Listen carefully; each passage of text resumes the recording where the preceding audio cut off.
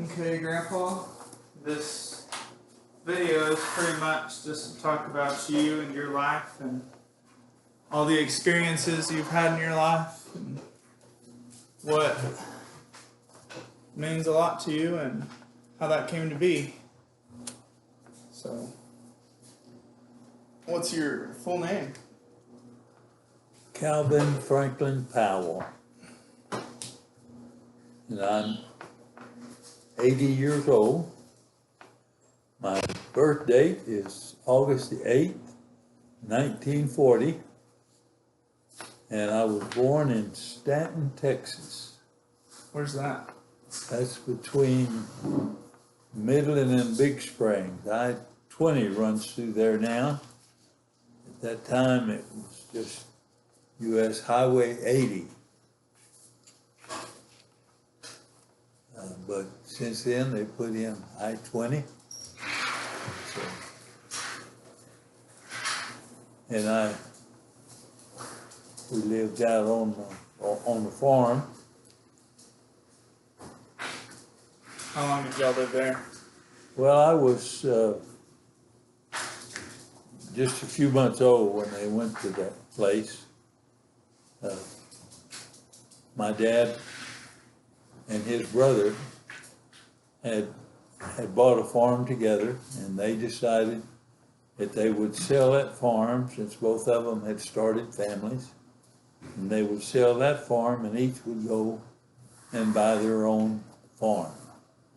And so they did that, and the farm which my dad bought was east of Stanton, which would be west of Big Springs, Texas, somewhere in between. I think it's a little closer to Stanton than it was to Big Springs. But then you turn north and go, I don't remember how far down there it was a few miles.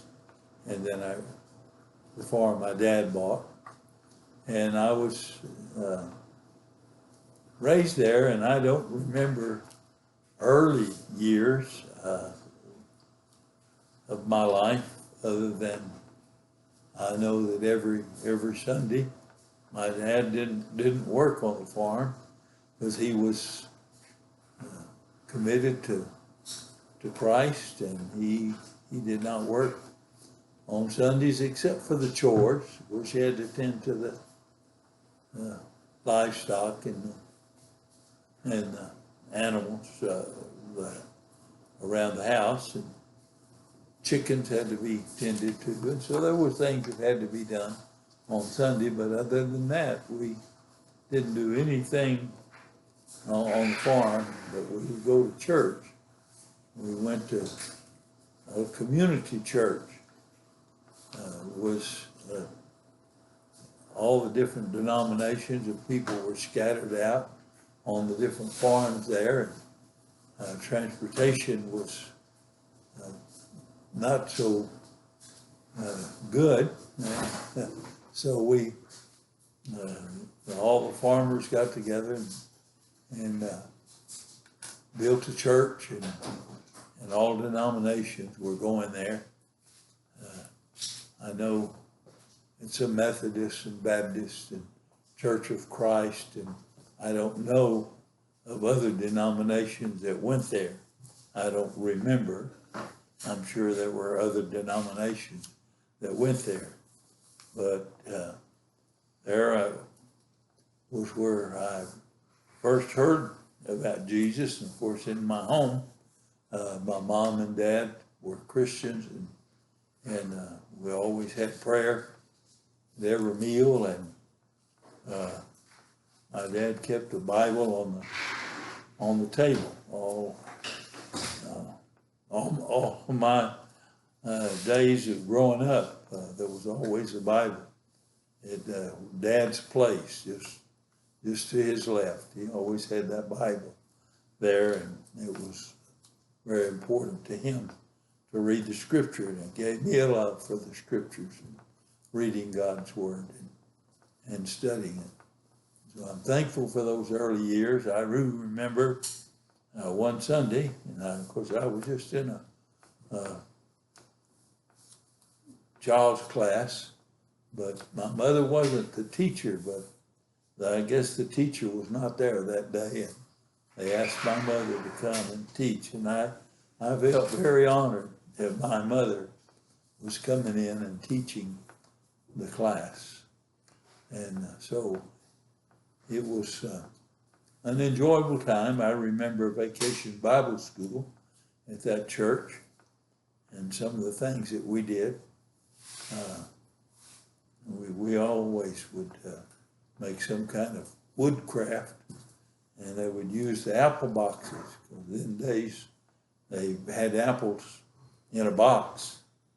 That's the way the grocery stores got them. And you would ask ahead of time for the boxes where you bought your groceries. Stop this. Yeah.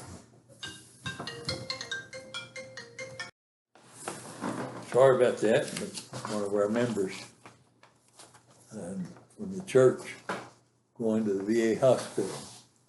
We go back to the church where I was growing up, and we had a good time at Vacation Bible School, and I was talking about the apple boxes they'd get from the grocery store, and they used all pieces, the thin pieces on the side, and the end pieces were solid. And so anyway, they did that, and we did some other projects. I kind of remember one was where we had all kind of paints, and they stuck a jar in there, and it come out with all different colors of paint, streak it so that stirred the paint, but not completely, so it would be streaked. And that was my pencil holder for a long time.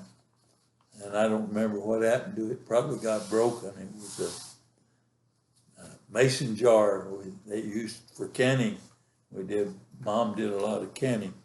But it was good to grow up in a small community, and we didn't visit with the folks too much during the summer.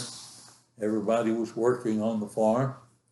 And of course, the first years of my life, I didn't work on the farm until I was old enough to handle a hoe, and then I got to go work in the farm,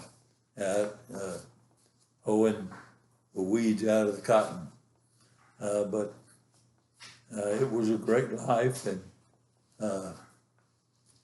we always had a dog. I don't remember the names of the ones that was there when I was there in it was in Martin County, where we were, out of that farm my dad had bought. But in the mid-50s, the draft came along, and it was really hard for the farmers to make a living. And my dad had an opportunity to go to work. A man had been elected as sheriff, and he had a farm, and his son was away in the Army, so we moved. I was about 8, 9 years old at the time we moved. I think I turned 9 that summer, and don't remember just what time of year it was we moved. I think early in the year, because they time to get the land prepared and plant the cotton and grain is what my dad raised. My mom just stayed at home and worked and took care of the house and took care of us kiddos, and that was what was important to her, and was important for my dad for her to do that as well. And so he farmed 160 acres that he had bought, and his dad had bought 160 acres that joined that, and he farmed both those 2 plots of land with cotton and grain. And Then when we moved, my dad continued to farm those two places because we moved to the west side of Stanton, but there was a country road outside where we could go straight across from one farm to another. And I don't remember how far it was, but probably about 10, 12 miles from one farm to another. But then when we got there, I could remember a little bit more because I was, like I say, was probably about 9 years old that summer when we moved there. And as we continued to see after that farm and remember there was a line of peach trees in the backyard and one apricot tree. There's about 5 or 6, I don't remember how many peach trees. And we always had peaches and a few apricots, and my mother would can those fruit from there. And so we always had plenty. We didn't know that we were poor until we got older, because everybody else was in the same shape we were, just a bunch of farmers, and especially when that drought hit, those who had to stay on the dryland farms, it was devastating to them. But to those of us who God made provisions for us, my dad always gave God credit for what happened in his life. It's the blessings, and he had great faith, and so the Lord took care of him and his family. And I learned through him and my mom her faith, because it was Mom then when I was 10 years old that I sat, and she was sitting at the end of the table preparing a meal, and I was there. I stayed a lot at the house helping my mom when the others, unless it was something I could do, not that old that I could take care of, but I was there taking care of our pets. We always, like I said earlier, we always had a dog, and then I'd help my mom. And that day, as I was sitting with my mom, and she was preparing a meal, and I had a lot of questions about Jesus, and she answered my question. I knew that I needed to receive Christ as my Savior, and my mom told me all about Jesus, what he did for us and everything, and I believed that to be true. And that Sunday night, when the invitation was given at church, I went forward and told the pastor I wanted to receive Christ as my Savior and be baptized. That was when I was 10 years old. But if we go back to the first place where we lived, I had an aunt and an uncle that came and spent a lot of time with us in the summertime, because my brother that was 3 years older than I, he's the oldest. The aunt was 2 weeks younger than he was.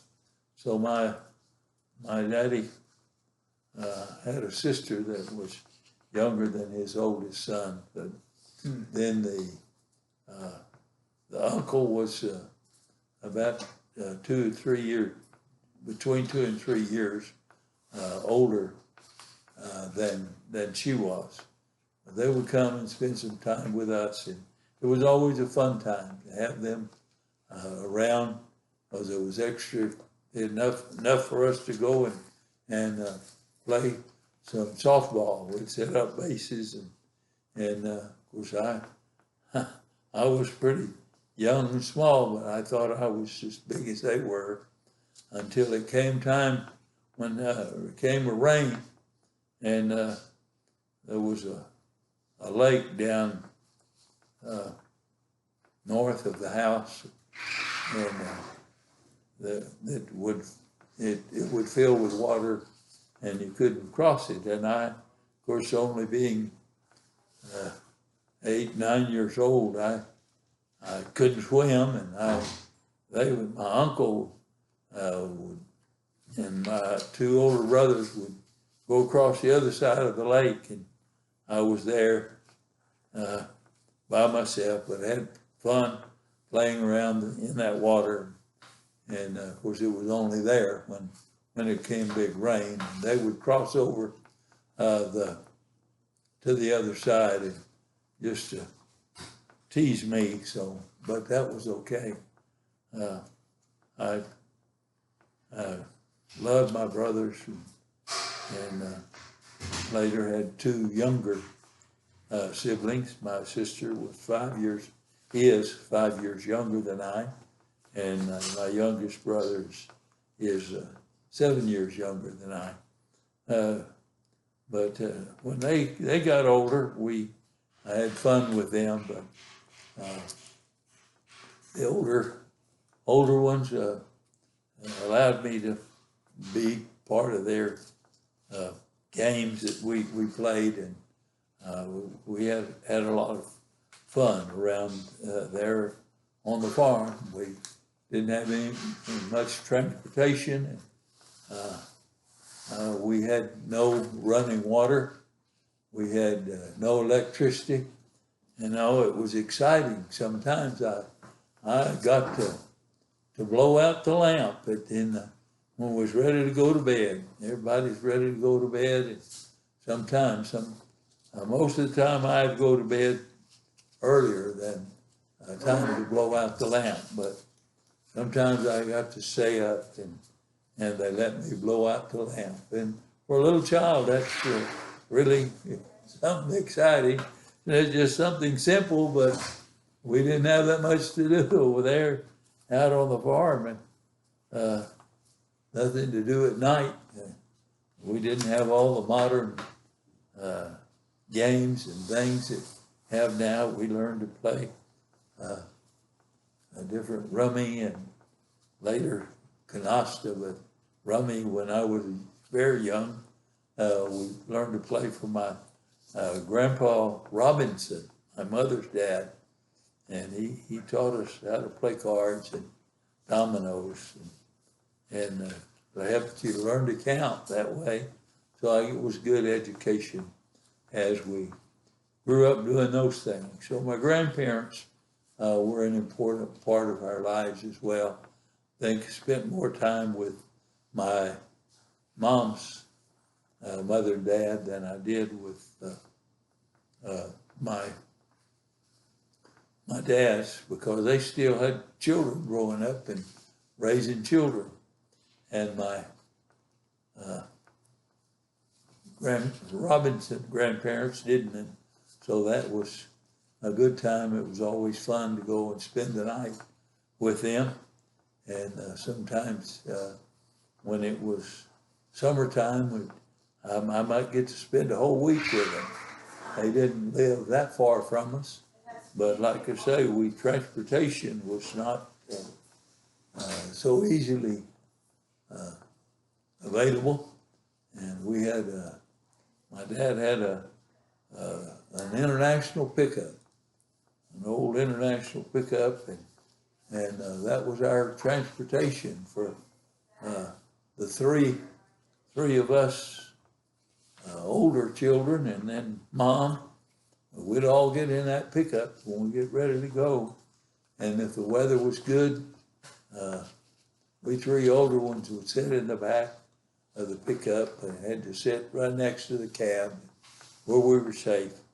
And then later, while we were still on that place, my younger brother and my sister were born. My dad always enjoyed telling people when they'd ask him how many children he had, he said, "Got 4 boys and they all have a sister." And somebody would say, "You got 8 kids?" And he'd say, "No, they all have the same sister." My dad loved that. He loved to joke and have a good time. He enjoyed life. And most of all, he enjoyed Jesus. And I'm thankful, as I said earlier, for Christian parents that told me about Jesus at an early age and taught me to love God's word and stay in obedience to it. And my grandparents were Christians as well. On my dad's parents was, and my grandpa Robinson was, but they didn't go to church too much. On the Robinson side, my Powell grandparents did. Went to church. What were their names? My dad's dad's name was Wid Terry. He went by W.T. Powell, and his mom's name was Arizona. I don't remember her middle name, but her first name was Arizona, and I don't know where she got that name or anything. As far as I know, they didn't live in Arizona. Her parents were Yarbroughs, and I got to meet some of them, not grandparents, but some of her brothers and sisters.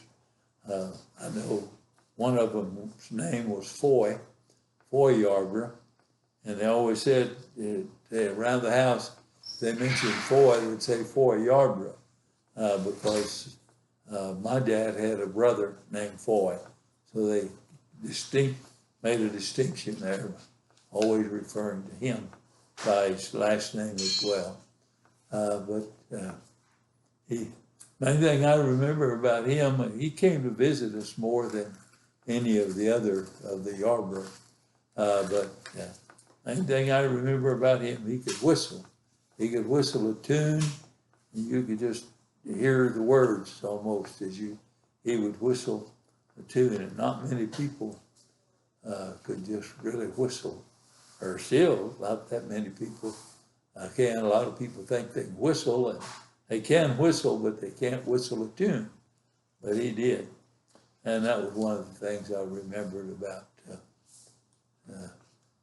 He would have been my uncle, I guess.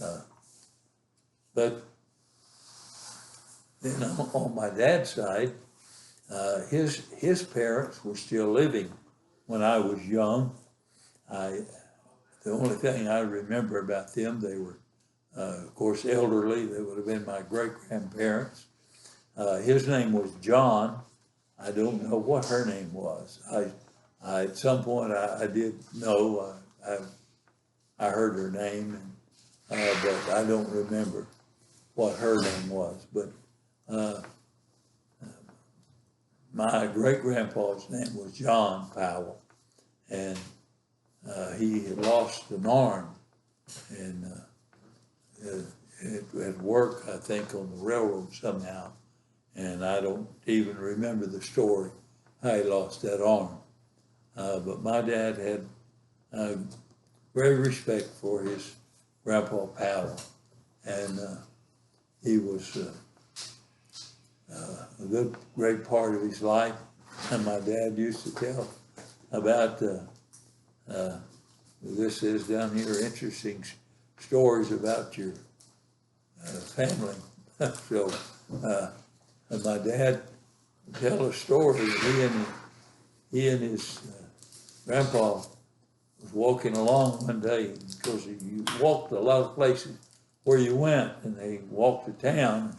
As they were walking down the dirt street, and I don't even know what town it was at that time, but where they were living, but they both saw a knife. It was right there in the street in front of them, and my grandpa picked it up, and my dad always wanted that knife. I don't know how old he was when he was walking with him, but one day as he got older, I don't know why, but Grandpa, to be his grandpa, gave him that knife. He treasured that knife.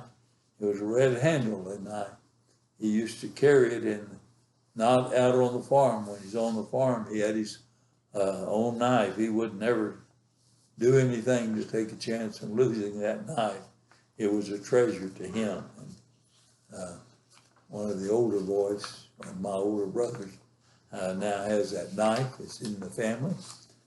So it's passed on down from great-grandpa to my dad, or skipped my grandpa. It went to my dad, and then to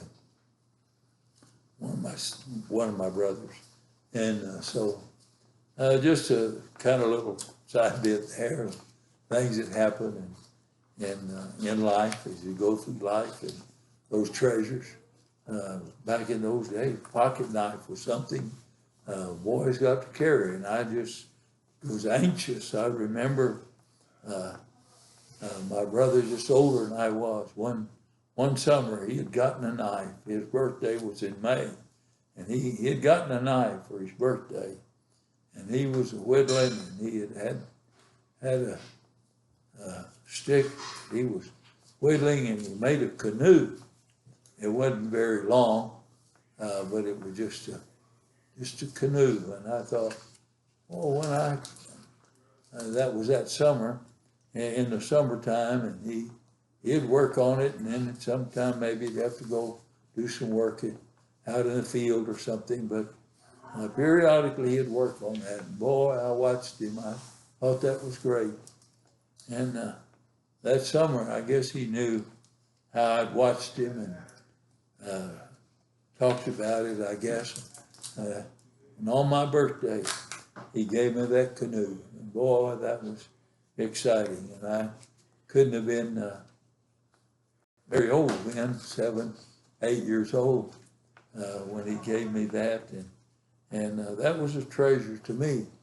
And so it was later then, of course, before I got old enough to have a pocket knife. But those were important things to us there on the farm, because you always had some need for a pocket knife, and well, certainly a boy did growing up, and I guess boys even today, if they able to carry a pocket knife, would find some use for a pocket knife on a regular basis.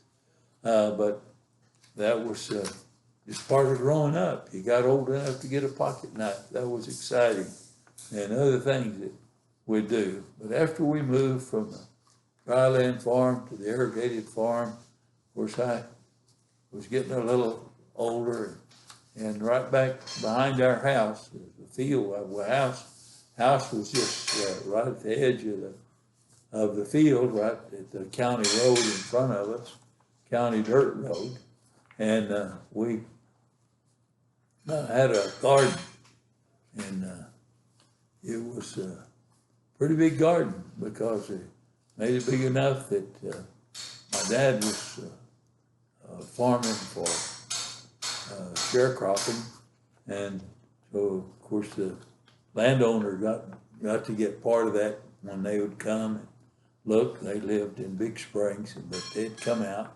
on occasions and see what was going on, keep watch on the crop and how things were going, what Dad might need.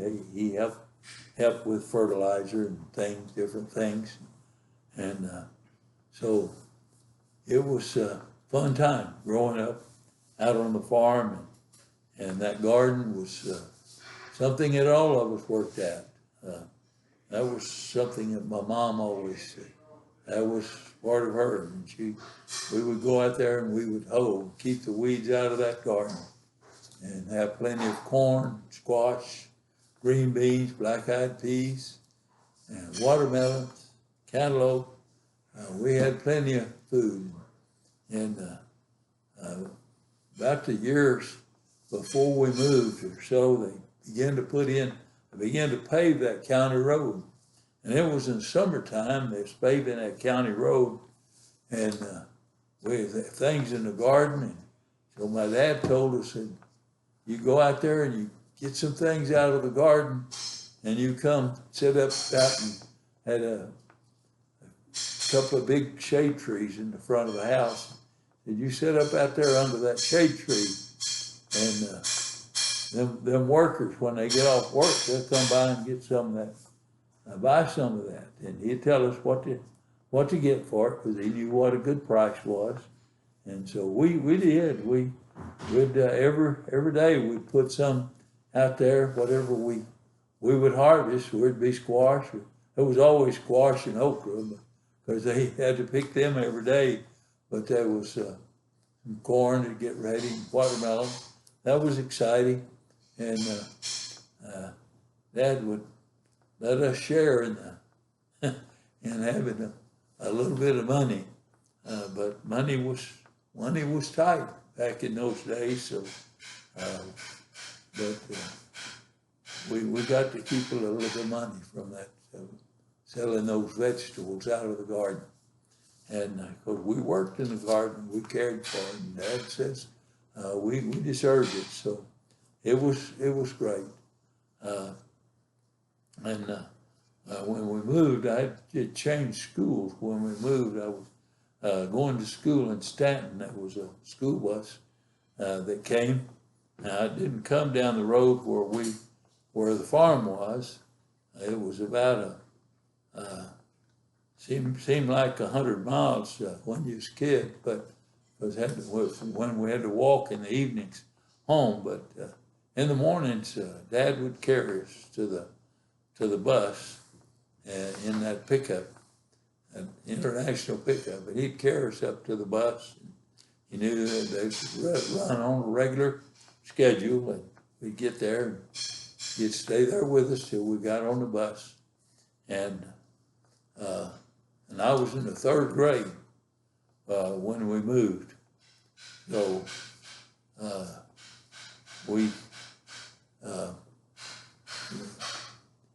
when we moved over to the other place on the irrigated farm across town on the other side of Stanton, and still out in the country.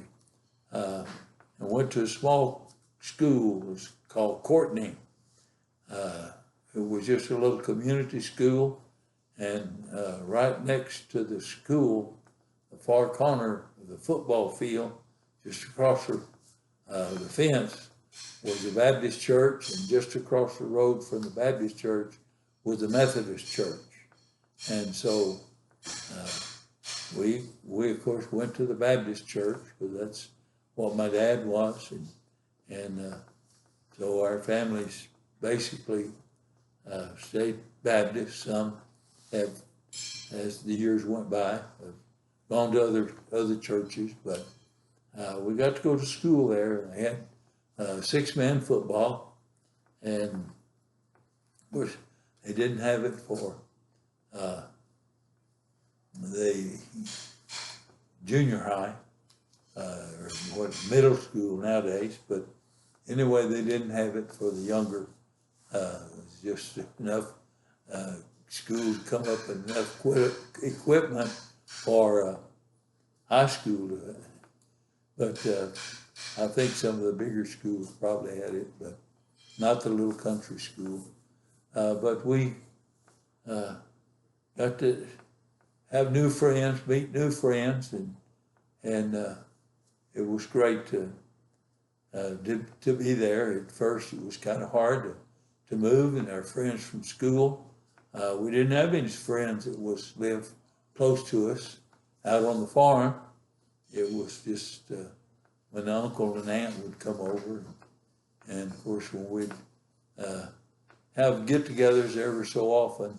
There wasn't any telephones to contact everybody, so I'm not sure how they contacted everybody, but ever so often we'd get together at my Powell grandparents.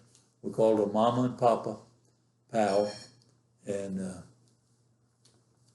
so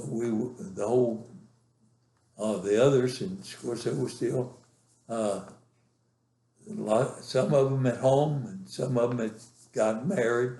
The older ones were getting married, so having families. So there was others that had kids. We were, us three. Well, I had one cousin that was older than I, and her dad was a Navy chaplain, and they weren't always around. We didn't get to know them very well, but the rest of the siblings, of course, they were younger than we. So, like I say, we when we get together, we played more with my uncles and aunt. They were more our age than the cousins, except for one that I was the closest to, I guess. Her name was Janice, and she was married to she was a child of Foy Powell. We mentioned Foy Yarwood, Foy Powell earlier, and her name was Janice, and she was about 3-4 years younger than I, and we grew up to be, and we kept growing up to be very close, and she married a guy that was a paint salesman, and later he became a pastor, minister, and they went to school at Southwest Seminary, and so I didn't surrender to preach till a few years after that, and it didn't have any influence on me. It was just God's calling years later on my life to go into the ministry. But back into the young years, those were just some great days, great time together. And as far as what my parents were like, was farmers. And as I mentioned, Mom stayed at home. She was a homemaker, stayed at home, took care of us kiddos, and made some of our clothes. And what she didn't, patched the ones we'd get holes in, because we get new clothes every school year, start the school year. I don't know how many changes we'd get, but that was our clothes for the year. And by the end of school, we would be wearing patches, but it didn't bother us because other kids at school were doing the same thing. It just didn't, out in the farming community, you just didn't have much. And so parents, I'm sure there were some that didn't have to do that. I don't remember. It was just kind of a thing that we didn't pay any attention to, but it was just a normal. And nowadays they tear holes in their clothes or buy clothes with holes in them. Boy, at first when ours began to wear out and fade out, we was anxious for school to start again so we could get new clothes. But times have changed. But that's okay. They enjoy wearing holy pants and just hope that their hearts are holy. The other kind of holy, without the W. But it's great to think about, and Andrew's challenged us to think about some of these things, and even the sitting here talking have rambled on about a lot of things that I hadn't even thought of. So I may have not have answered all your questions here, Andrew. Oh, it doesn't bother me. But what were your parents' names? my parents' name, my dad's name was George Adam Powell. Now, I don't know where he got his names from, but he was born on February the 22nd. Oh, we were close. Yeah, you were close to his birthday. Yeah. But, excuse me a minute.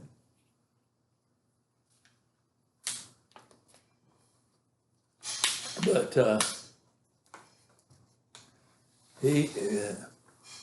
he was the oldest of 10 children. I think I did mention that. But Dad was highly respected in the community.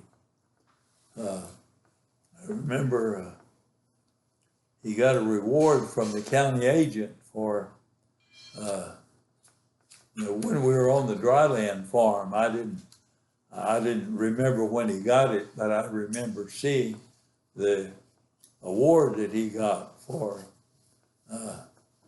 top grain crop in Martin County.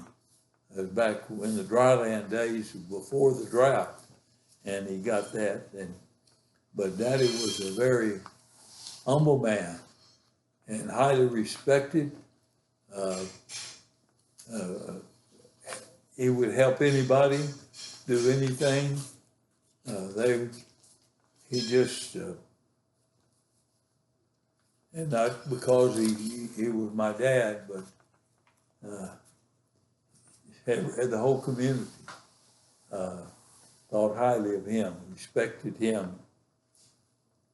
He was honest. He was fair, and people knew that. And the banker would, of course, loan money to the farmers, make the crop, pay it all off, and start all over again. Have enough to get started on the next year's crop and have to borrow it. So he never really had a lot, but we didn't know it. We just grew up, and Daddy made sure that we all had sufficient at home, and made sure that my mom was well taken care of, and it didn't matter where we were, what community we lived in. Daddy always had the respect. In the church, he was highly respected in the church. And my mom was like I said, she was a homemaker. Her name was Zelma Emma. And Barbara said if we ever had a girl, she was going to name her Emma Lee, because her middle name and her mother's middle name is Lee. But that's her story. But came from, but we never had a child, never had a girl. We had 4 boys. And then it was years later when God gave us a beautiful daughter. Got her when she was 11 months old, and foster child, and got to raise her. But that's further down the road in our lives together, and we'll share more about that later. But my parents were, and Mom,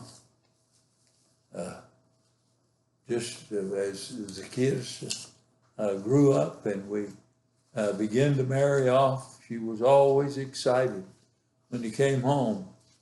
And whatever our favorite food was, well, that was what she cooked when we'd come home. She always wanted to please. And if her kids were coming home, she'd fix, and if more than one of us was coming, well, he had to have more than the one thing, so she'd fix fried chicken for me. Of course, everybody else ate my chicken too.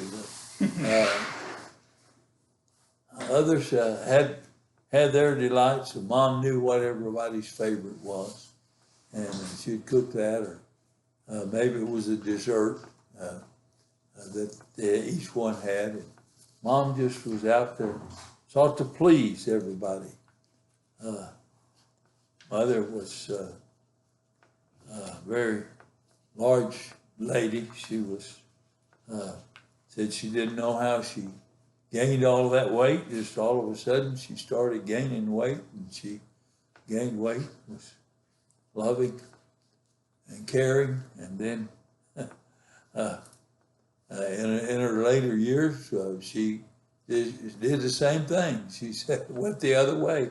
She said, I don't understand this, that weight just came on without me changing my diet or anything. And then later it just went away. And so, of course, she was glad when it went away, but it didn't slow my mom down. She was always up, and if Daddy needed someone else, we did have tractors back then. But my grandpa's tractor it still had those old iron lugs on it. I remember that. You'd always make sure we were out of the way when it's coming with a tractor. And we couldn't ride on the tractor because you fall off, those old lugs would get you. So I grew up in a good time where things were hard, but people worked together, loved one another. My mom and Dad just made sure that we had what we needed. And as I said, she would patch our clothes, but she made some of our clothes, mostly more shirts, and I don't know that she ever made pants, except maybe some shorts that we might wear in the summertime. But mostly we wear cut-off jeans because it had so many holes patched up, and we'd cut off a pair of our jeans. But maybe hand-me-downs from my brothers. But Mom made sure the meal was ready, and if Dad needed some help out in the field, Mom went to the field and carried us along and made sure that she did her part, he did his part. Her part was be responsible for the chickens. And of course, every year we'd get about 200 chickens and little chicks, and then we'd eat chickens.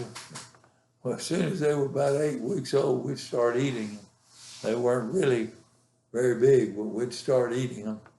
And of course, later on, they were big enough, and when they got big enough, time we moved, left us on the dryland farm where we had no electricity. When we moved to the irrigated farm, there was electricity, and so we got a deep freeze, and you freeze some of that chickens that we raised, and it always had a milk cow, and the milk cow's calf got slaughtered for, that was our beef that we had for the year, the milk cow's calf.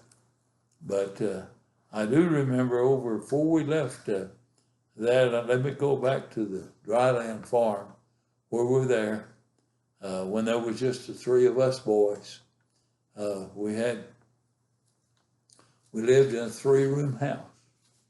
I don't know what size the rooms were, just back in memory, I would say they were probably maybe 12 by 12 or something like that, maybe 15 feet at the most. And but it was just 3 rooms. We had the kitchen, and of course there was no electricity when we were there, and so we had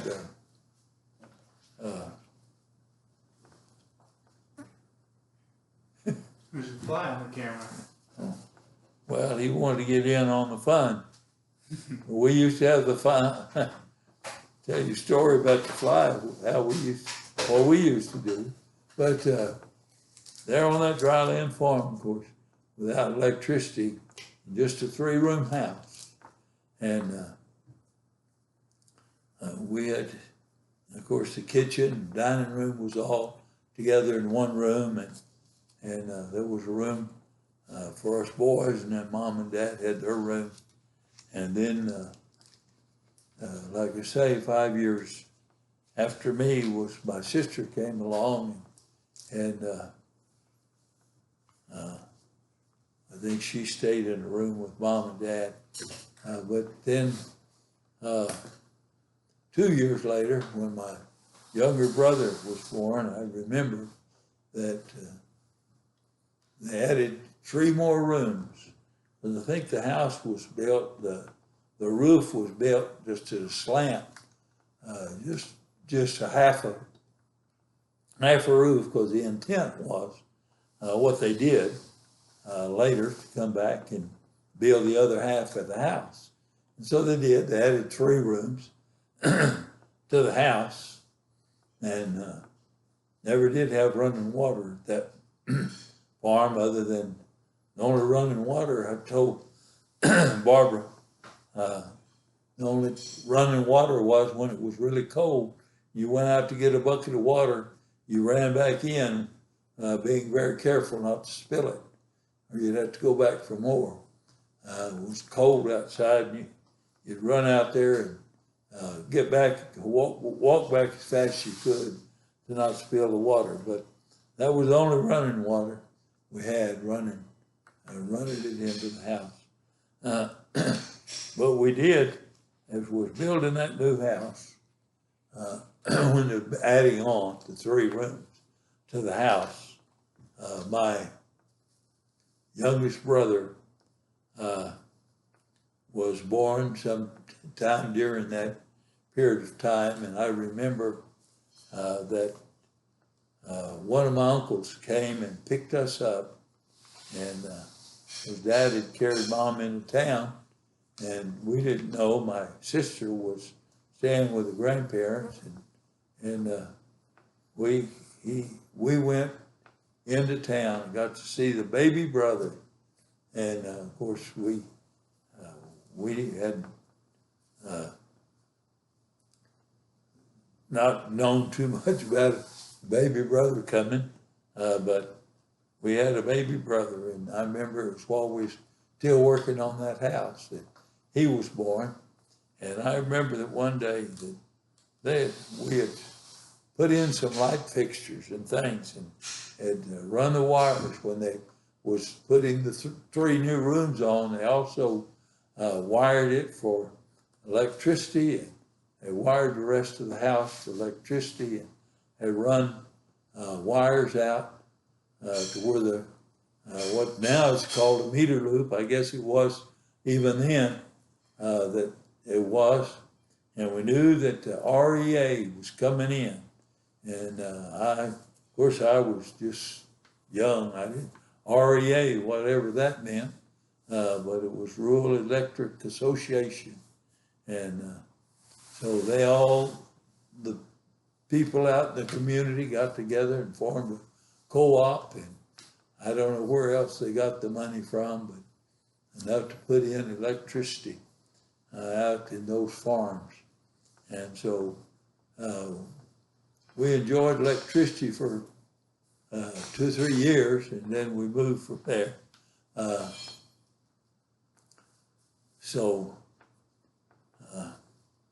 I remember that we had gone into town, and it was dark when we came back home. And we came back home, and as soon as we turned down our road, there was a row of trees up down the fence line on our neighbors, and we couldn't see the house. But when we came and turned up the road where we could see our house, we saw the house was lit up. So when electricians or the REA people, when they got it in, and we were excited. Of course, we knew what electricity was, because I had electricity at the school where we'd go into town to school. And so I probably left out some things and added some things along the way. But what did my parents like? I don't know what else to say other than they were loving. They loved people. They loved each other, and they were married for over 40 years before when my dad passed away. He died at an early age. I think he was 67 when he died. But we had a good life. And I guess that's part of my younger years living in Martin County, around Stanton. And I got, of course, old enough. They let sixth graders play basketball. And so I started playing basketball when I was in sixth grade. Well, we, of course, had at recess, we'd go out and shoot hoops and everything. That was exciting. The school where we went, see his bug is back. So, I was going to tell the story about back in the summertime when we had no air conditioner and nothing, and so the flies would come. Flies always find a house wherever there was, and they come. And I remember at times that flies would get so bad, where everybody would get a cup towel or pillowcase or something, not very big, something we could handle and shake. We'd start at one end of the house, and everybody flopping that white flag, closing the windows behind us, and scaring and drive the flies out of the house. It was so bad one year. And so we'd clear the house out and shut the doors, but it was something I don't remember what we do after that, because we had to open it back up, get some breeze. We had screens on the windows, but that time the door didn't have a screen on it. But anyway, it was fun years growing up there. Like I say, in sixth grade, I just started to play basketball. I was in the third grade when we moved, and so I had to wait 3 years. But in that small school, had 2 grades to a class, and so we were. First grade, they did start out with 2 different classes for first graders because they had one. So they were, I guess, needed more attention, I suppose. But then, and the first and second graders didn't. They had individual classrooms. But then we had the third and fourth, the fifth and sixth, and seventh and eighth, and then you went into high school. And you still were 2 classes.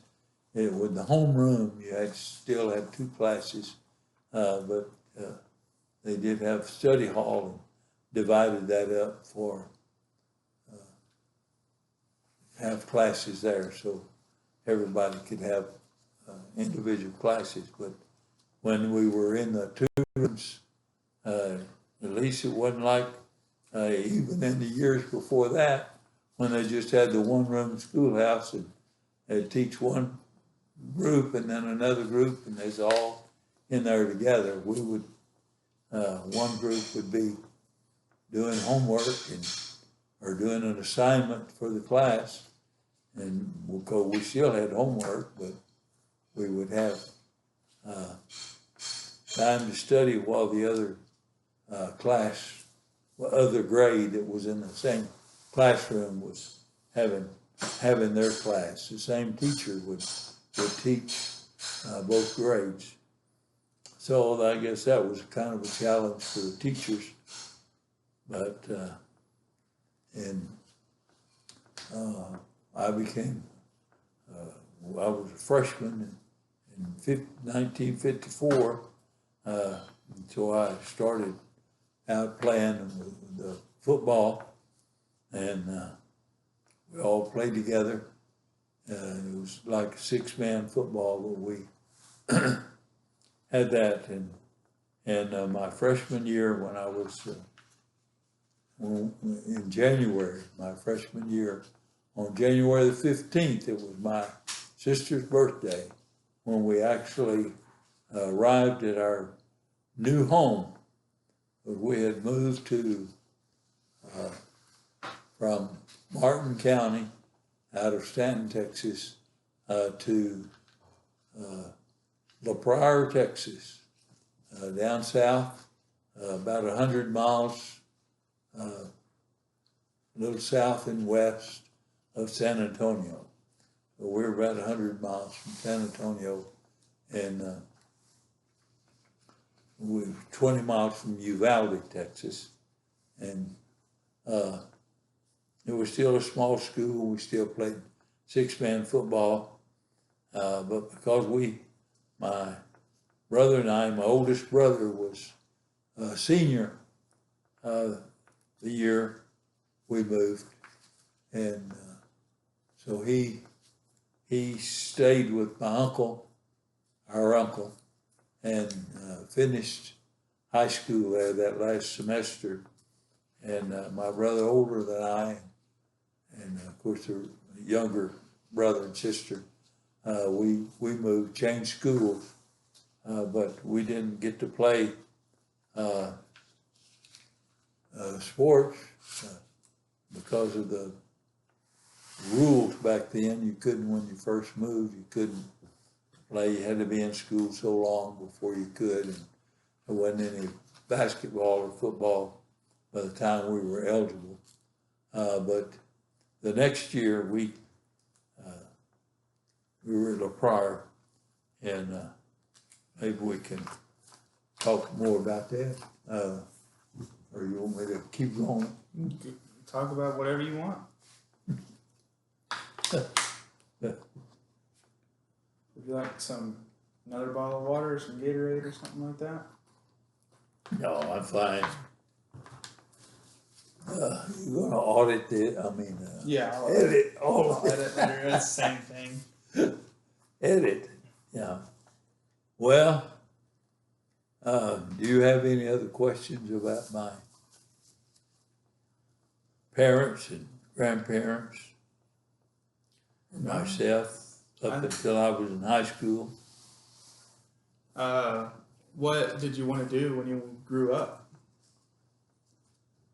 Well, I didn't know what I wanted to do when I grew up, but I knew I didn't want to be a farmer. So I would set out to do other things, because I guess it was good for me to be on the farm, because we didn't have all of the equipment that they have nowadays. I suppose that the big schools probably had weight rooms or whatever to work out with, but our small school didn't have anything. But working out on the farm, throwing bales of hay, you grab a 60-pound bale of hay and throw it about up on a four-wheel trailer, and it just kept getting higher and higher to get up about 6 high, and that was a pretty big challenge to throw I it bet back. that was more of a workout than what we do. So we worked out during the summer with hay, and of course out there irrigating and hoeing. That's good arm exercises. Mm-hmm. And so we stayed in good shape, and we'd run a lot out on the farm. Come time to get to bring the old milk cow up, if she didn't come up, we'd have to go get her. We'd run down there. Of course, when you got close to the cattle, you couldn't Run run. off. You didn't want to scare them, but we'd run wherever they were. But when we moved to La Pryor, my dad had bought a farm there a few years before. My uncle was farming it. It was 160 acres, and it was irrigated. My uncle was farming it, but his brother, that he just younger than him, that they started out together with a farm, and they sold that farm I need to go back and tell a story about that farm, but he bought a farm there in La Pryor, and it was 200 acres. It was Oh, wow. 160 acres, and then there was a 40-acre block that was attached, that was next to it, that he bought also. And so he had 200 acres, and it was backed up next to brush land, and there was brush land from there all the way to the Nueces River, which was about, just straight across the country, is probably 3 or 4 miles. Round by the road is a little further, probably 5 or 6 miles, going down by the road to get to the river. But it made the deer come up in there, so we got to hunt deer when we were, because my uncle that bought the farm, 200 acres, he didn't want to go down there and move at that time, and so my dad moved there. All of us, we moved there except for my oldest brother, and he stayed with that uncle. His name was AC, and that was his name, that was given name until it's time for him to register for the Army, or for the selective service. Back then, you had to register for the draft, and when he registered, asked my Grandpa Powell, what is his name? He said, because he was there, he carried AC to register, and said he didn't know what his name is. He just said it's AC. I said, well, that's all it is. It's AC. And no, he has to have a name. You can't just go by initials. And he said, well, his name will be Alonzo Charles. So I don't know where he came up with the name, but Alonzo Charles became his name as far as the military was concerned. But he already had a family, or later had a family before he was aged to be drafted by World War II, when they would begin drafting. He and my dad already had family, and they didn't draft them, but some of the other uncles went and were joined the Navy and became the chaplain. But others did other things. But when we moved to La Pryor, like I say, another small town, but we were just 2 miles from town. And a lot of time when school was out, because we were the last ones to get on the bus, but they ran the route the same way. We'd be the last ones to get off. And it was a really long route. And so most of the time, we would have basketball practice or football practice or track. May stay after school for those things. But then we were just 2 miles from home. Dad'd be working, and Mom had her house to keep up, and probably fixing supper for all of us. And so we'd just run home from school. That was just me and my brother, just older than I was. But that helped with track practice. Well, I bet running all that way helped with track practice. Well, we'd already had track practice and football practice and basketball practice, and then we'd run home. So running didn't bother us too much back in those days. We didn't think anything about it. But we did get to play had to lay out a year, but because we moved and back to UIL rules then because we had played football. And the year before, we didn't get to play that next year, but we went to all the practices and did all the practices that my brother, even though he was a senior and would not be able to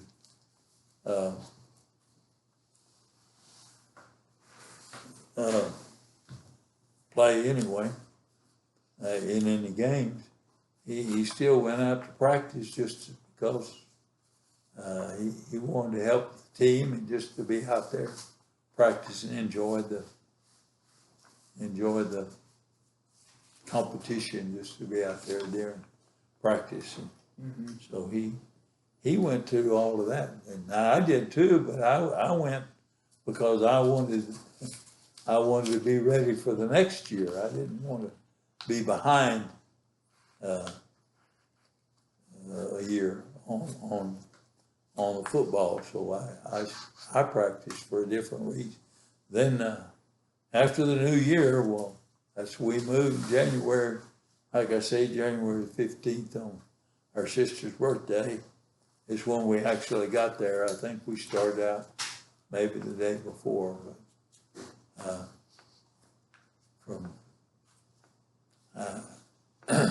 I don't remember if we made it in one day, but of course we was pulling old cotton trailers that were used to haul cotton in to the gin. That's what we put all our belongings on those two cotton trailers and moved. That's the way we moved from Martin County to La Prada, Texas. Mm-hmm. And after we got there, well, then it was all irrigated. The farm there was. And so we, we had ditch irrigation, had the ditches, and we just open up the rows or sometimes use siphon pipes, but a lot of times just open it up. And so it was a great time growing up and on there, and we of course kind of changed things, and had to get to know new kids, new friends, but that was not hard. It was a friendly school, and so we were able to make friends. And we had already made some friends because my uncle that was farming my dad's property had moved his mom and dad, which would have been my mother's mom and dad, down to La Prada, and that was Daddy's. He was farming it for Dad, and so we'd go down periodically on a weekend and see how things were going on the farm, and we'd always go to church while we was there. So I'd already got to know before we ever moved, I got to know some of the church kids, the ones that went to the Baptist church. Of course, the ones that went to other churches we didn't know, but I got to know the kids. So it wasn't like we were moving where we didn't know anybody. We already had friends at our, and so it was hard to leave other friends that we'd had for a few years. But we got to prior, and my daddy was going to raise cotton. I mean, he was a cotton and grain farmer. That's all he'd farmed in Martin County. So he was going to find cotton and grain. And so he planted cotton, had some an allotment. You had to have an allotment to be able to plant cotton. So he had his allotment. He planted, and on this 200 acres where we were farming, it was just I don't guess they knew it when it was probably just all plowed up and you couldn't tell anything about it. But when he planted and Johnson grass came up, and if you've ever fooled with Johnson grass, it was, it makes little, the roots of it, it just multiplies by the root. Now it multiplies by seed also, but by the roots, you try to hoe it or something, and all you're doing is just spreading those roots, and it just kept going.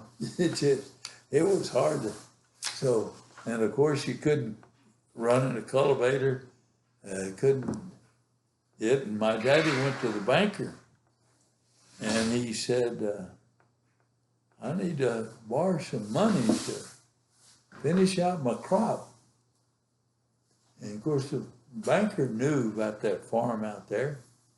And he said, well, Mr. Powell, what are you gonna do? What do you need this farm? He said, well, I've got to get some people to come in and hoe that Johnson grass. The Johnson grass is taking over my cotton. And he said, the banker told him, he said, Mr. Powell, I won't loan you any money to hire people to go fight that Johnson grass, because you're just fighting a losing battle with that Johnson grass. The Johnson grass was that Yeah. bad? Yeah, it was all over that. Well, we come to find out later that the guy who had owned it before that had sowed it in Johnson grass. He had run sheep, and the sheep ate that and would eat it down to the ground, but it would, anyway, it was, he did it on purpose, planted the Johnson grass. And most people fight it, but he planted it on purpose because it was good for his sheep, I guess. But after that, he told Daddy, he said, I won't loan you any money to hire people to go fight that Johnson grass, but I will loan you some money to go buy some stocker calves and just turn them loose in that cotton patch. And he said, they're not gonna mess with your cotton. They're just gonna eat that Johnson grass down. And so Daddy didn't have any choice. That wasn't what he wanted to do. But that's what the banker said, and he was from there, from the La Prairie area. He knew that farm out there. He knew that guy had sown that. It was just solid all over that place. And so Daddy said, okay. So he got the money and he went to the auction and bought some stocker calves and put them in there. And calves did just exactly what the banker said. They got down a row and they just started eating and going down that row, eating that Johnson grass. So just left them in there and they ate it down. And of course, when the cotton began to open up, I think they would go for the seed some, but not. But he took them off by the time it was beginning to get ready to open up. So that was a new experience for my dad as well as for us, because we couldn't fight it with that hoe, which was part of our assignment, but we just couldn't do it, couldn't keep up. And so he's going to have to hire some other people besides his boys to go out there and hoe that Johnson grass. How old were you at this time? I was,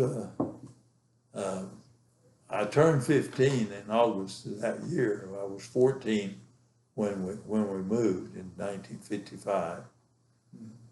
We moved in. I turned,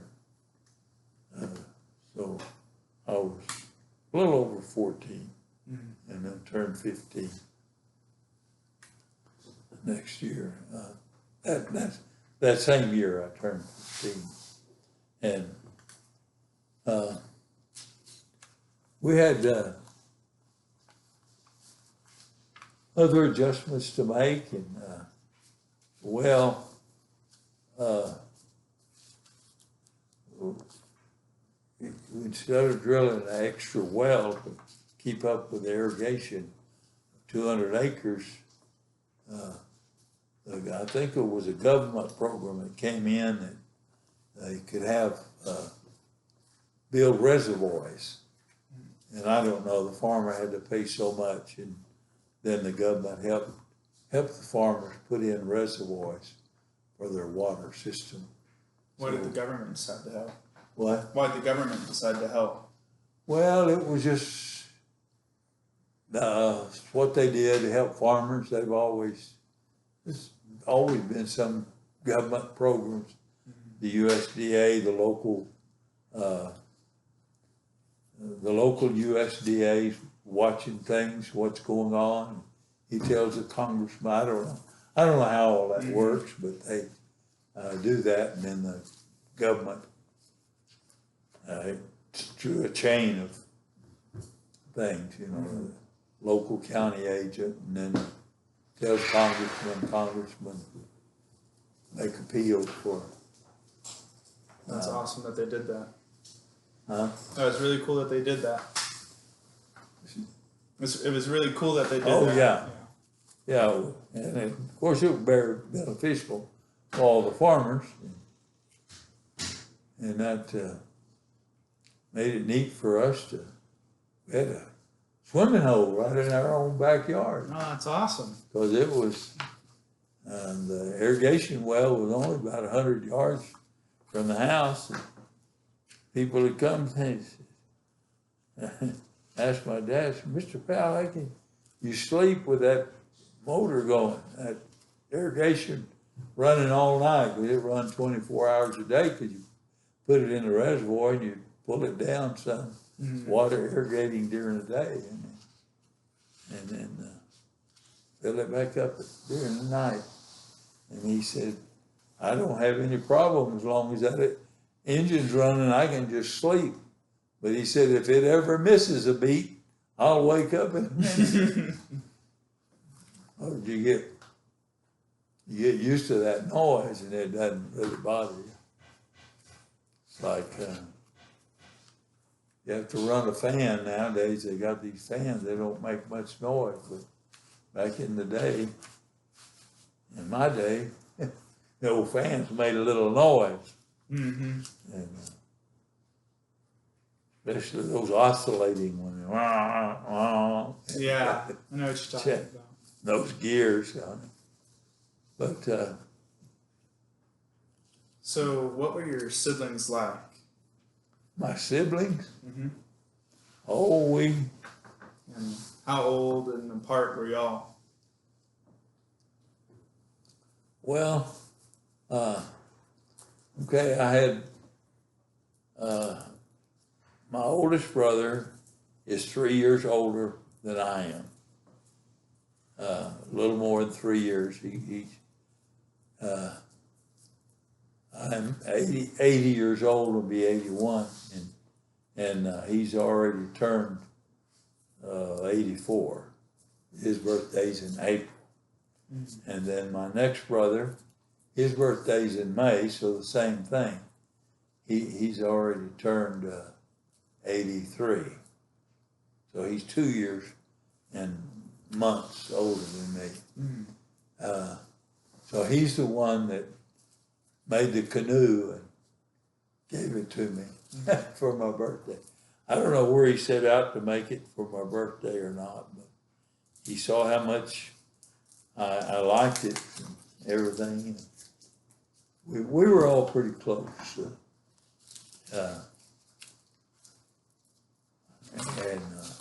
Because I guess because once we got home from school, there was nobody else.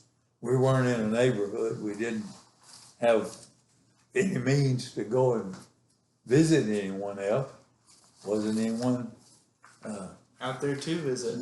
anyone closer. There was when we got off the school bus, and that would have been a mile from the crossroad where the bus dropped us off It was a mile down to our property where the road would turn to go up to our house. And that would have been,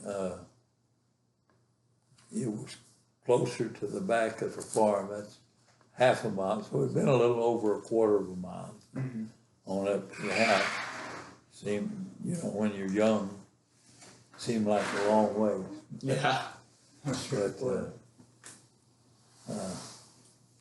my dad did have a well drilled, and they come and tested and where they could drill a well, because there was a few windmills.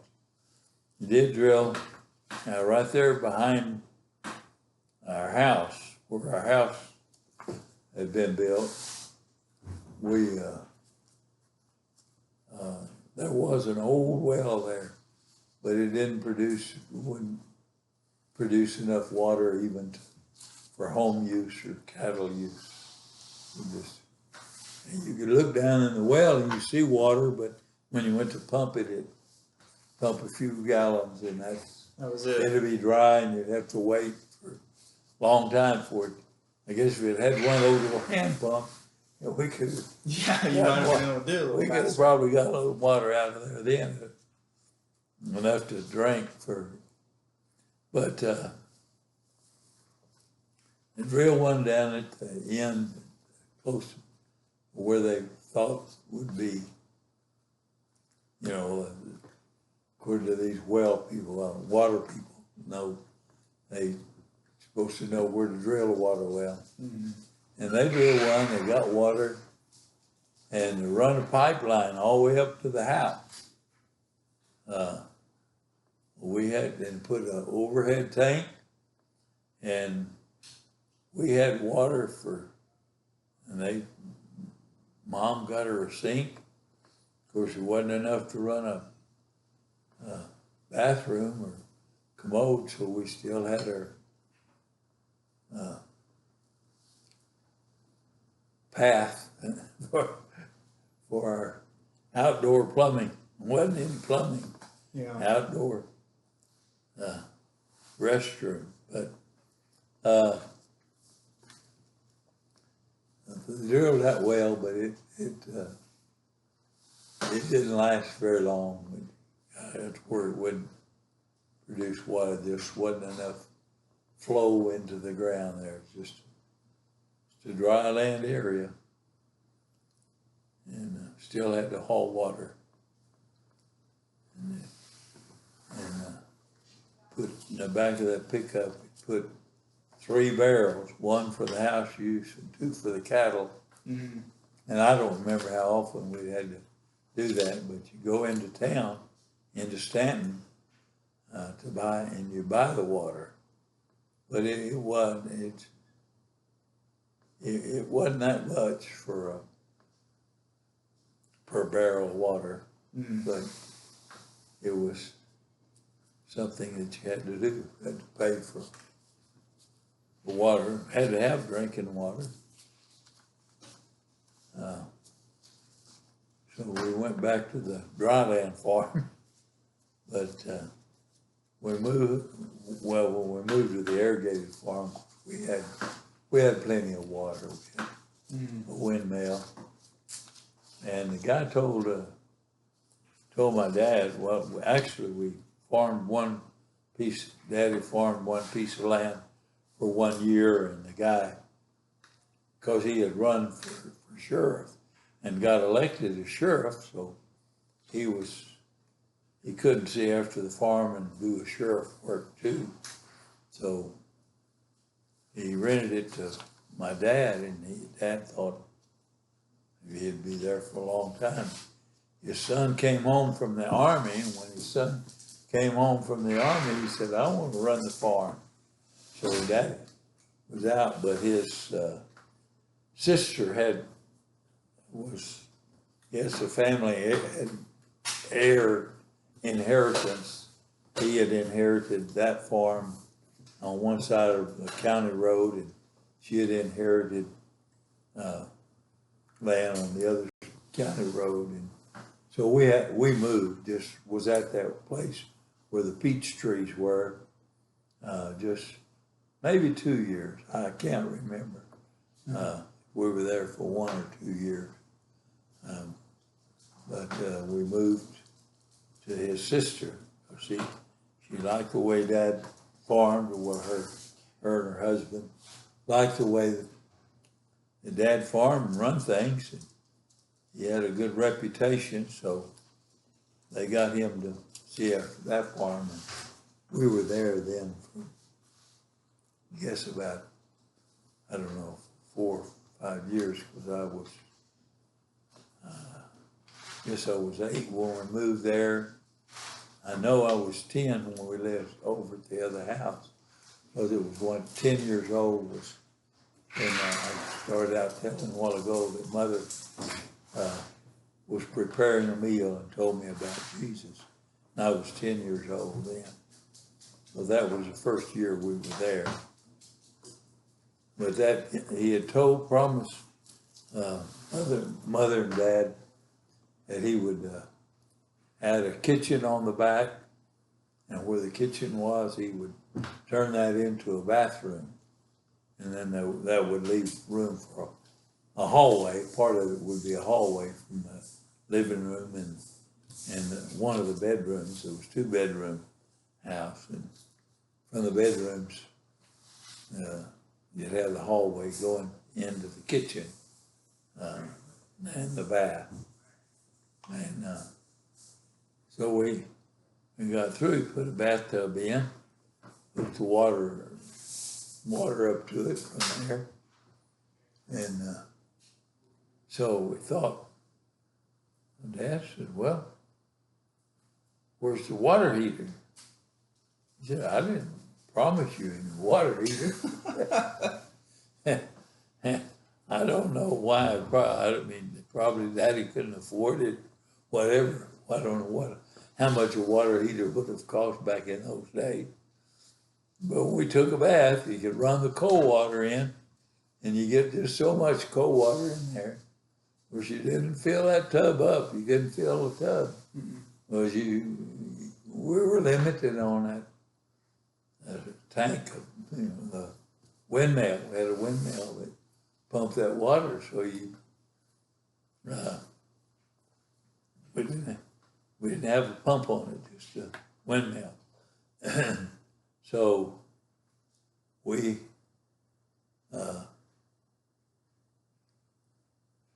had the Mother heat up water on the stove, and you get enough water to take a bath in, You sit down in it. When you get in there, sit down, it makes it come up a little bit. And Mother'd have a pan or pot of hot water. Come pour it in there so you have hot water. Except in the summertime, I think we do probably too.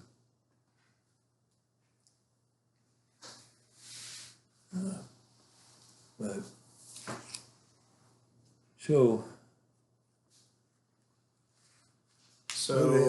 the next question is, what time in your life did you strike out on your own? Oh, well, I finished high school there at La Prairie, and there was a Tri-County College in Uvalde, Texas, which is, La Prairie was in Zavala County, which down the road was Crystal City, which was the seat of Zavala County. And so it was Zavala County, and the next county was Uvalde. And I don't know if it was called Uvalde County. I know Uvalde was the county seat, and perhaps it was Uvalde County. I don't know. Mm-hmm. And then the next one was Rio, or Frio. No, that's close to Pearsall. Rio County, I think, is where Leakey is. Oh yeah. That you call Frio. Where you call Leakey. Yeah, I call it. Yeah, I know what you're talking about now. But that's where the river starts. But anyway, it was at Leakey. That part was the other county, And so all these 3 counties, you could go there for very low tuition. I think like $60 a semester. Oh, that's amazing. Yeah. Oh, I well, wish. I mean, but if I could remember what we paid for books, you would say that's amazing too. But we didn't, for semester hour, I mean, it was nothing compared to what college is now. You could go, it is. So I went to 2 years of junior college, and when I finished there, in the spring of my second year in junior college, which is just a 2-year college, but in my second year of junior college, my high school coach was talking to me, and he went to the church, the Baptist church where we lived. But he wanted me to go to Sul Ross and try out for football. And he said, you can get a scholarship. You just go out there. And I know your defense will get you there anyway. And of course, back then, they wanted you to play both ways, but I was better at defense than offense, but I could play offense too. But I went out to Sul Ross, and when I got out there in their spring training, they had so many injuries that they had quit having regular practices. I suited up because I went out there for a week. It was supposed to be a whole week that was going to practice, or at least part of the week. And we just they run through some plays, and I mostly played defense because I didn't know their plays. I did a little bit on offense, but just 2 or 3 days. I don't know that I was out there the whole week, but I know it was 2 or 3 days. And then on Saturday, we had a scrimmage, and it had the red and the white. So Ross, that was their colors, and I played for the red team, and the white team was supposed to be their best team. And Coach told me at the end of the game, he said, I see enough to know that you can help us out. And I can offer you half a scholarship, can't offer you a full scholarship, but if you will come, we have early practice 2 weeks before school starts. And I will tell you before school starts whether you're going to have, that's all I can give you, half a scholarship, or if I can give you a full scholarship. Mm-hmm. And so I thought that's what I would do. And that was my plan to do that. And then it was during the summer, that was in 1960. I finished the junior college in 1960, and there was, my uncle taught the RAs, was a group of boys called Royal Ambassadors. In the Baptist church, they still have them, but they're more of a mission, teach them about missions. And of course, some teach them Bible also. But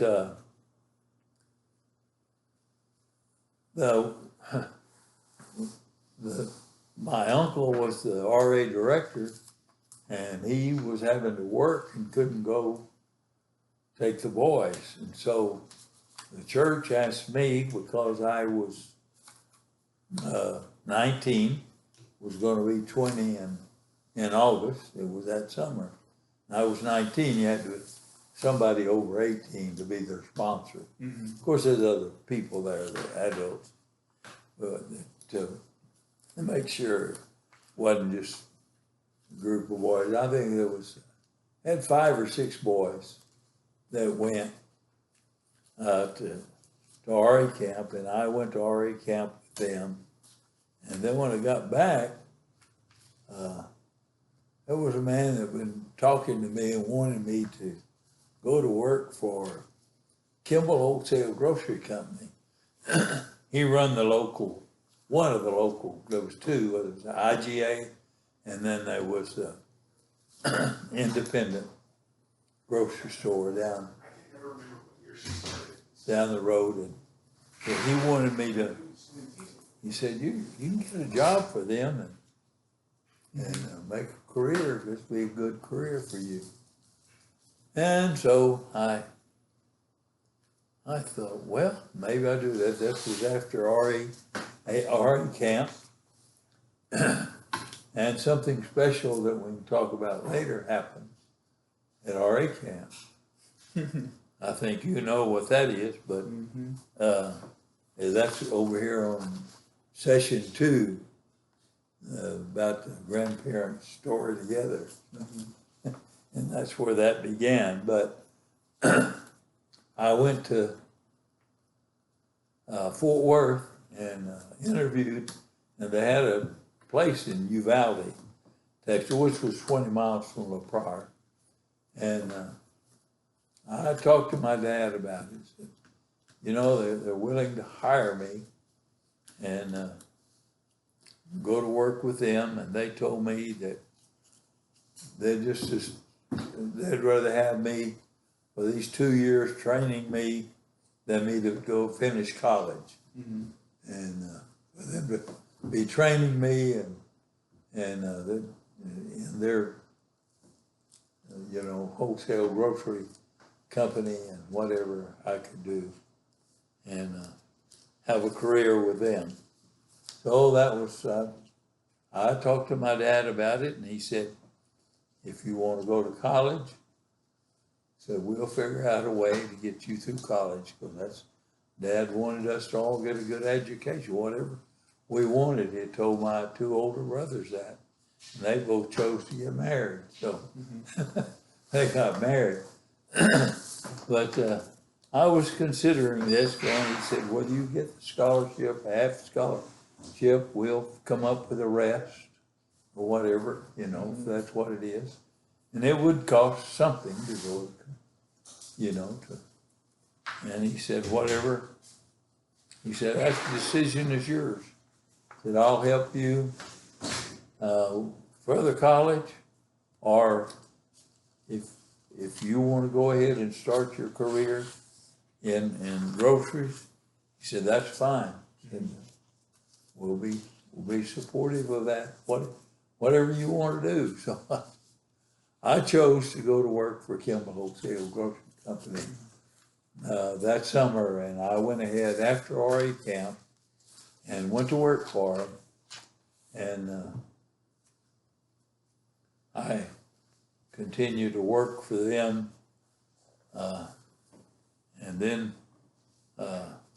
Fidel Castro was causing a lot of trouble with the United States, and there was a Army Reserve unit in Uvalde, Texas, and there was the guy who was the captain,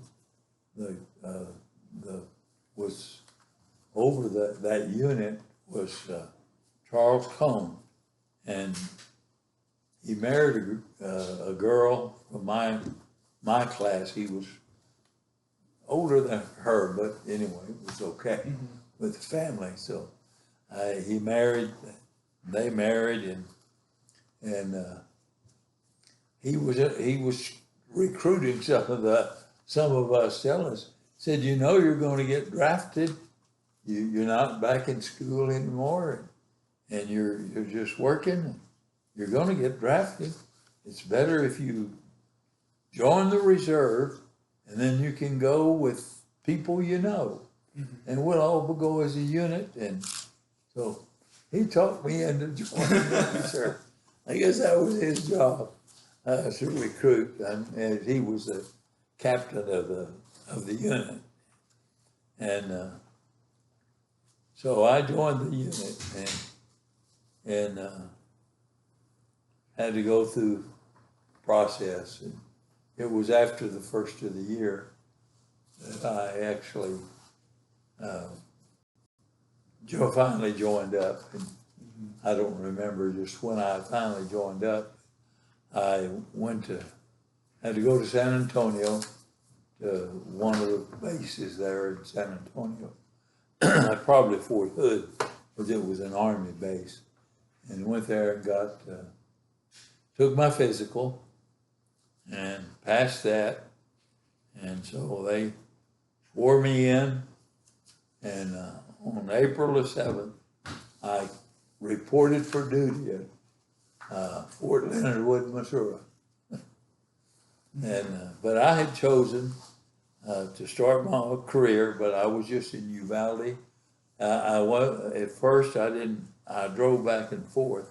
I had bought a car, and it was a 1956 Chevrolet, but and that was 1960, late in 1960. 61s were already out, so that thing was 6 years old. So it wasn't as like the classic that it is today, but I didn't keep it. Sure. Who'd have known back in those days that it would become a classic? Mm-hmm. Even though Model T Fords, my uncle bought a Model T Ford when I was still in high school, I think. He paid $25 for it. 25. Yeah. Nowadays, he had to work on the engine, had to get it running, but he got it to running, and then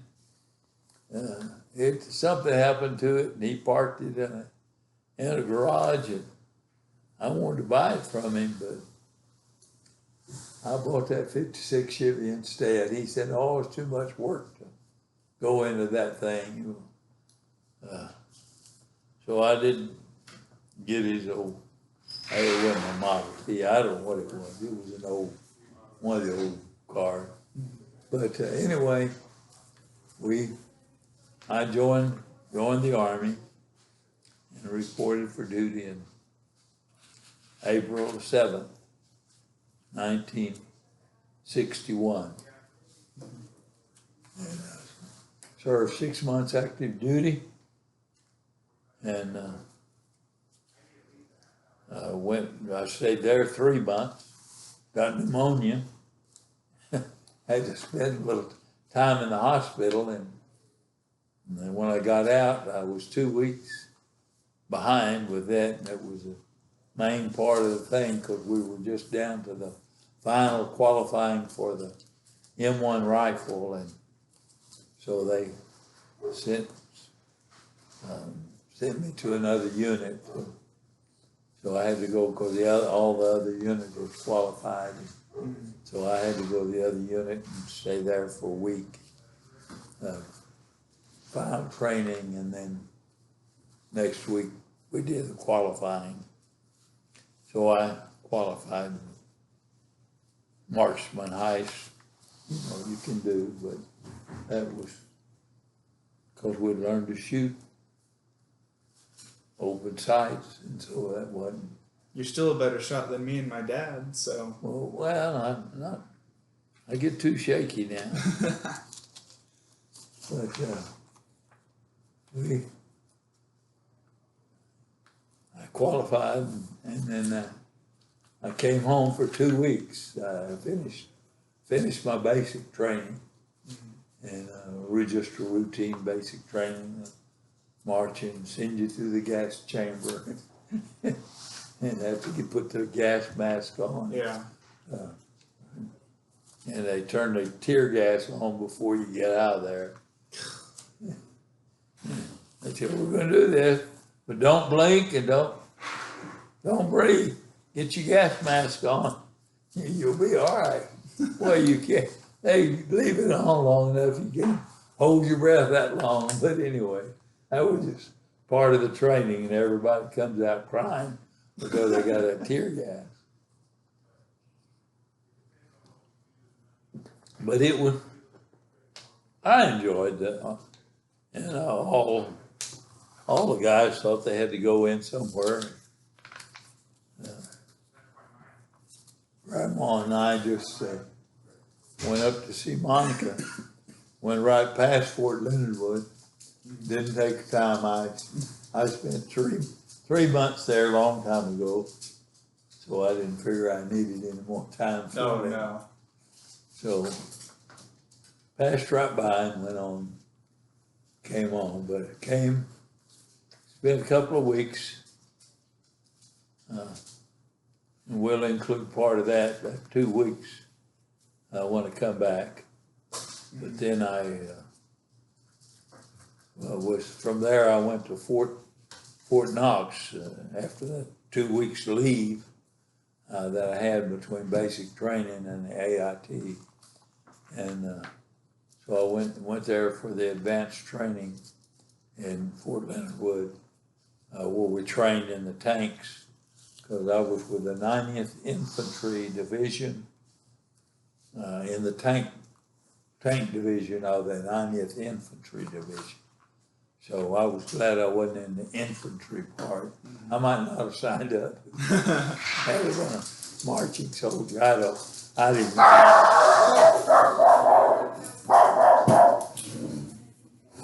Somebody came in.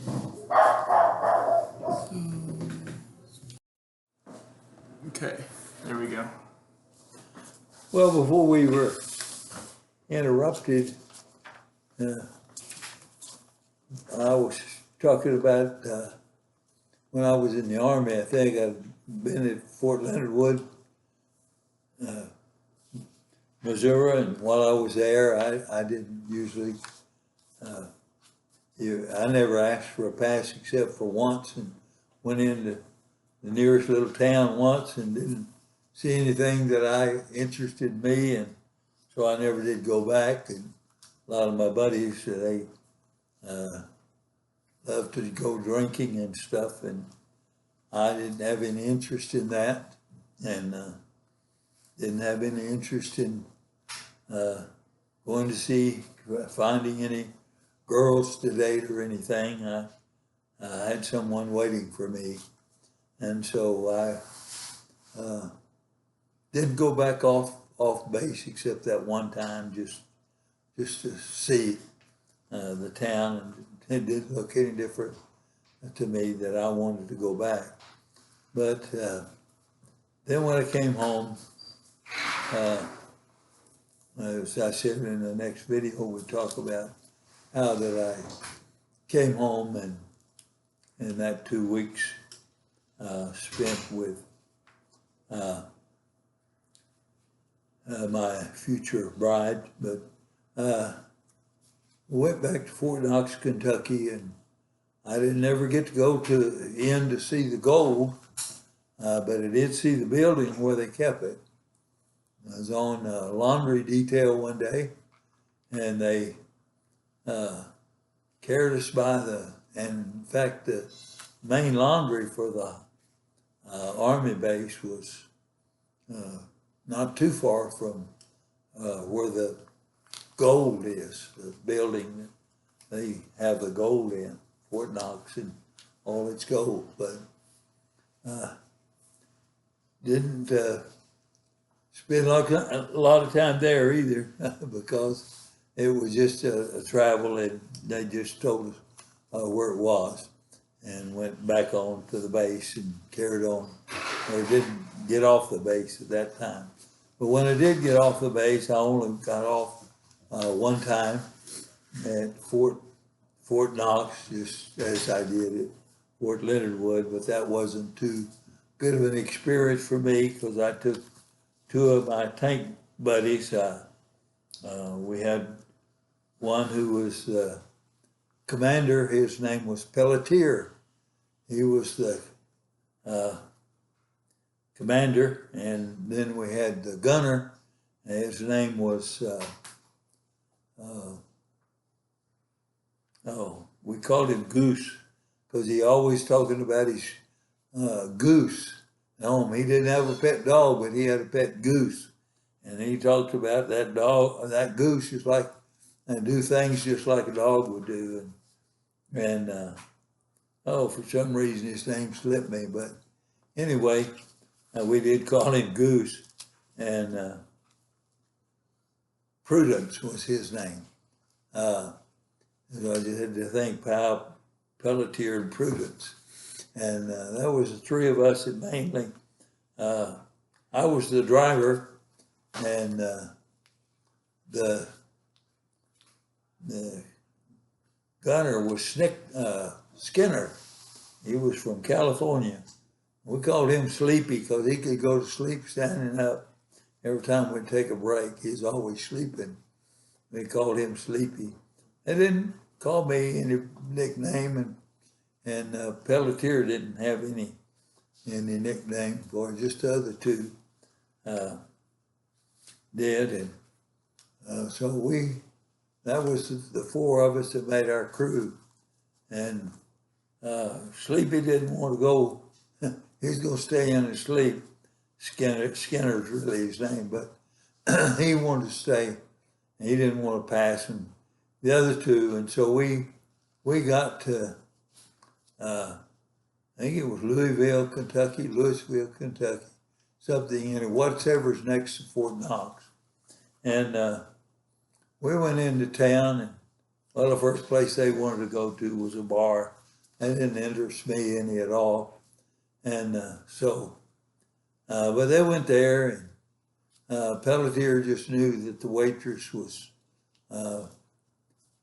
one for him, and he was going to stay till the evening. We stayed around there for a while. Oh, we'd already been in a couple other places, and I done drank all the Coke I wanted to drink.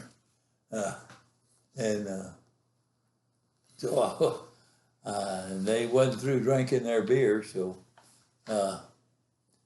I decided I was going home. By that time, Prudence was beginning to get a little staggering, and so I walked him back to the room. We'd rented a room in a hotel over there, and I don't know how many blocks we were away, but I kind of had to help him all the way back to the hotel, and he got in bed, and I watched TV, I think, for a little bit, but I don't remember for sure what I did, and I decided I better go get Pelletier.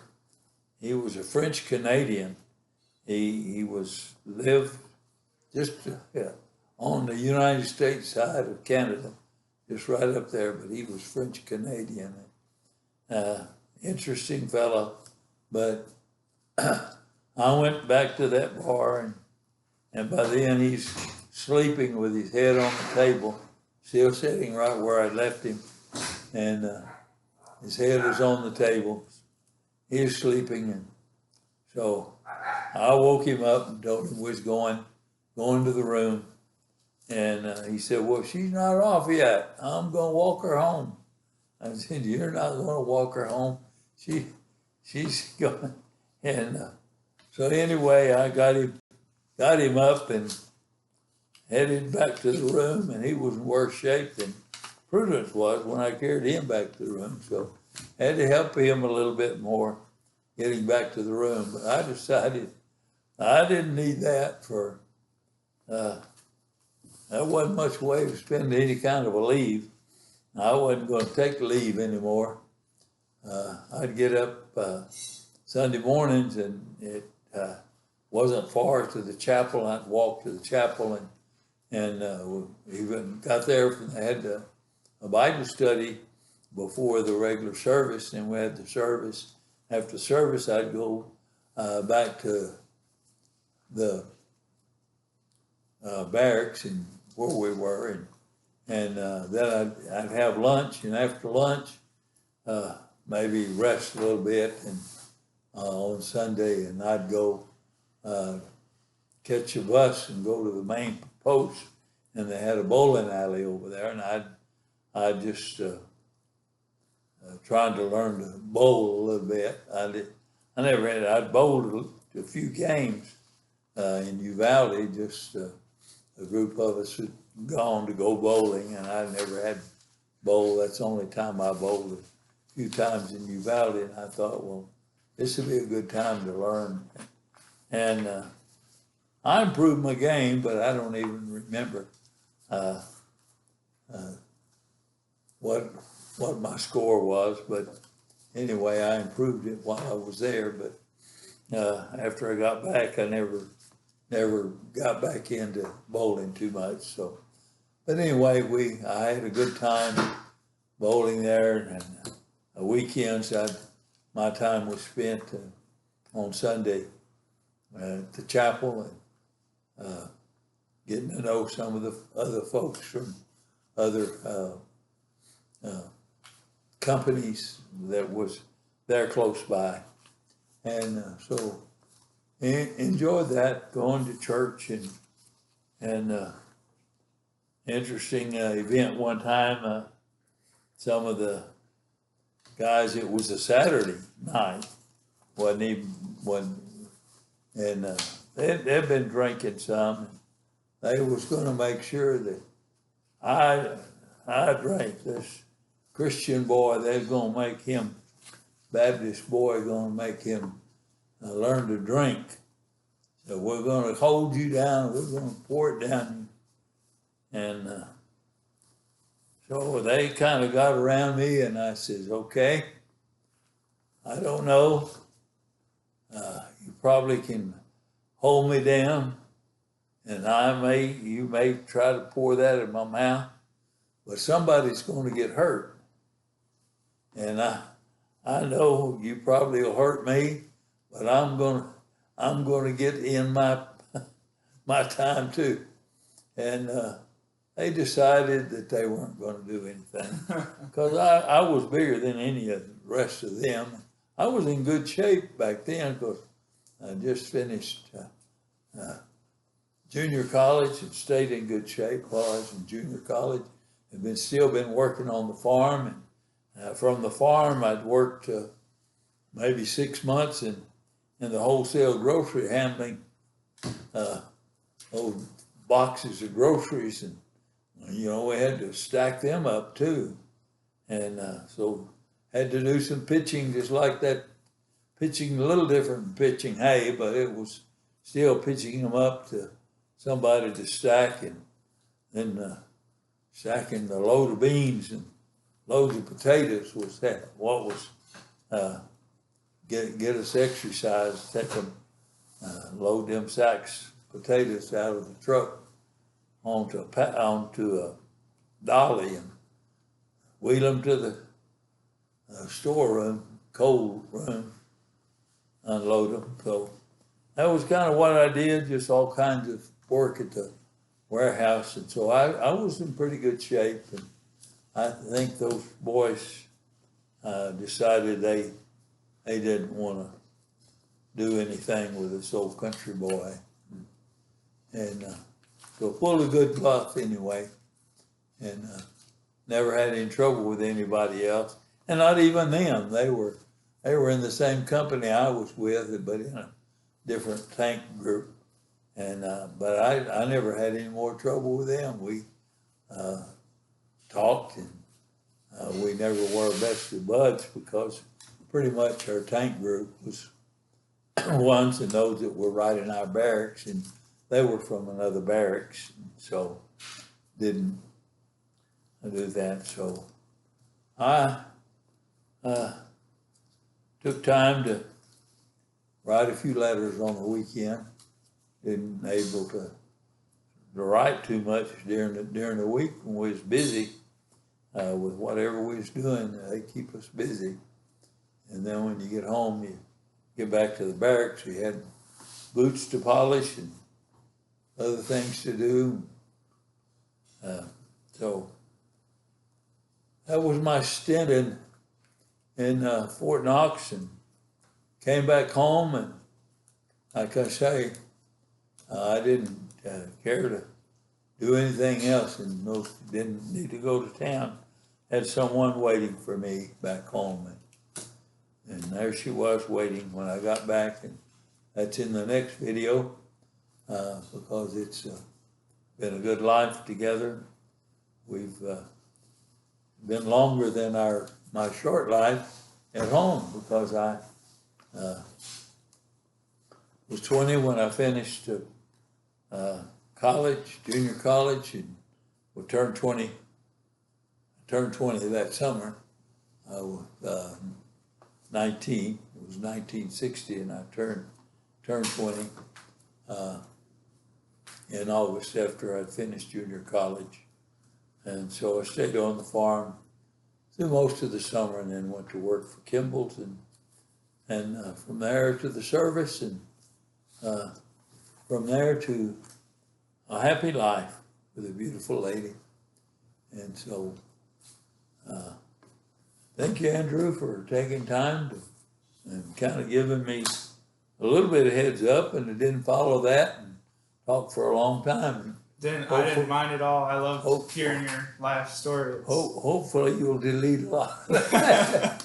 All the boring part, all of it's probably boring. Oh no, I'll go through and edit out the fly running around the camera and that air compressor going off. But thank you, Grandpa, so much for taking time out of your day and talking to me about your life.